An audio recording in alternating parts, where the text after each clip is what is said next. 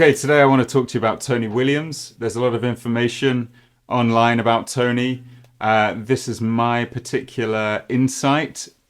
I may be wrong, but I'm going to share this with you because it's helped me a lot in my journey. This is Tony Williams's ride cymbal concept, or one of the aspects that goes into his concept, because there's a lot of detail in what he's doing there.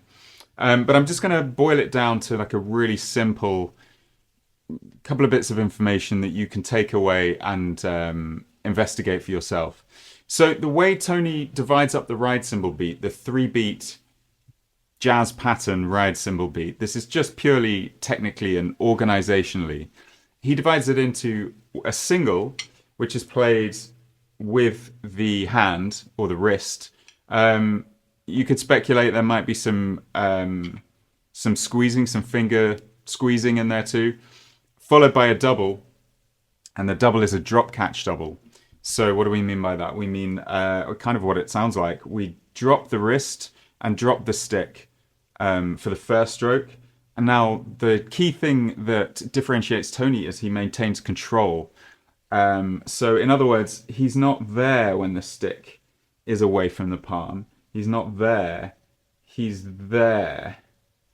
And so he's got a lot, basically everything except the pinky finger, which tends to be a little slower and a little weaker.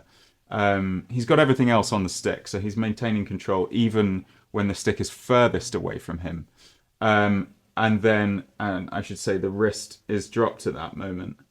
And then the catch is kind of what it sounds like. He's snapping the wrist back at the same time as squeezing the fingers into the palm. So that motion takes a bit of work to be able to sync up. But that's worth trying to sync up with the ride cymbal, the bounce of the ride cymbal. So that really is it in its most fundamental